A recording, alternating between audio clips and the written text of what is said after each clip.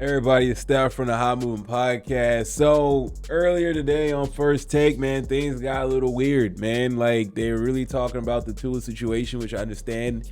How can no one talk about it considering the amount of concussions he had? And the whole conversation really came up about should Tua play another game in the NFL ever again?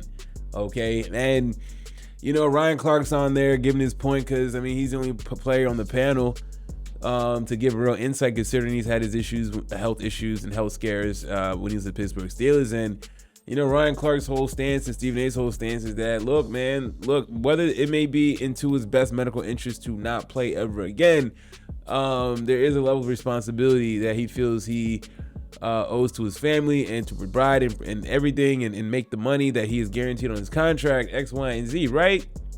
So he has this back and forth now with Elle Duncan, and it got hella weird in her comparison when Stephen A was talking about what a man got to do, what a man got to do to provide and persevere. I'm gonna play a clip and I'm gonna get back to y'all, man. Here's the deal. When I sit up there and I go to work every day, and I'm not a football player, but when I go to work every day, there are sacrifices that I make as a father all the time. I'm not around my daughters as much as I would like to be. I'm not with my family as much as I would like to be. Sometimes they resent it and what have you. I don't care. And you know why I don't care? Because I grew up starving. And as a result of that, anything that I do to ensure the well-being of my family moving forward, even in the event that I'm not around, as selfish as that may be, I'm willing to do it because I knew what it was like to grow up with nothing. These football players make those decisions every single day as men. Provide, protect. That's our number one priority. That's how most of us think. And that plays a role into the kind of decisions men make, even when they're deemed selfish, foolish, ill-advised, or whatever. It comes with it when you're a man.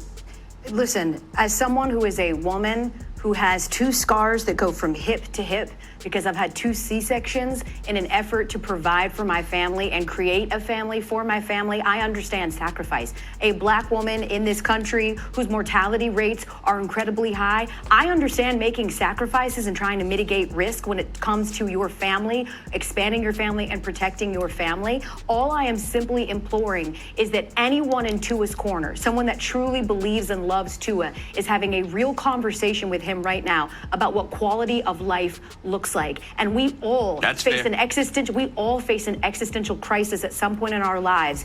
You host a podcast called The Pivot, and all of us at some point have got to make a turn from the thing that we were defined for our entire lives if we are surrounded by people that love us and can help us get to the conclusion that there is life after this.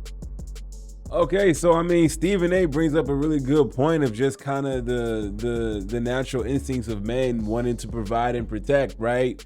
Like, bunk all the concussion and stuff like that. There's mad money on the line, and guys are gonna do what they need to do to provide for the family and give them generational wealth, right? There's plenty of guys outside of Tua that are dealing with many injuries and concussions and what like that, and are gonna go through it and lie to the doctors because playing in a league like the NFL is a once in a lifetime opportunity.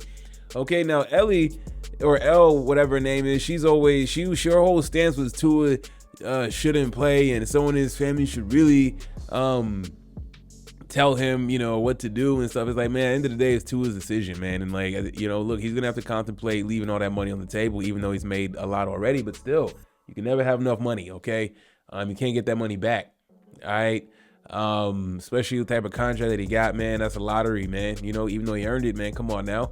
And it's weird that she would take this stance of comparing what men's natural instinct is to her having a couple C-sections and trying to have a family, comparing it to the instinct of a man, right? This whole gender conversation got weird on her end, trying to compare to win this argument with Stephen A. Smith, which made no sense at all, man. It was absolutely foolish. And Molly, throughout the entire time, was just interrupting, man. Molly has become very annoying on this show, okay?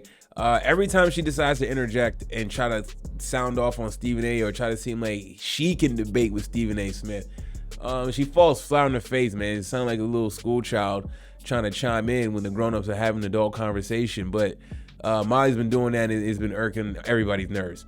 And Duncan, Elle, out of place, man. To compare you having C-sections for your kids, that's like that, and trying to compare as a man's instinct to provide and everything and put his life on the line. That's crazy, man. That's absolutely wild.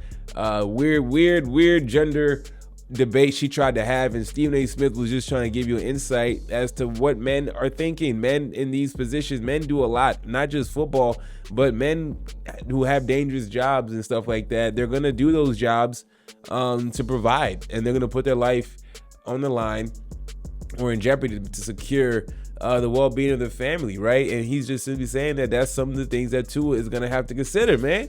Y'all let me know what y'all think about this weird debate that Elle tried to have with Stephen A. Smith, man. Thanks for watching. Please like, subscribe. I'm out.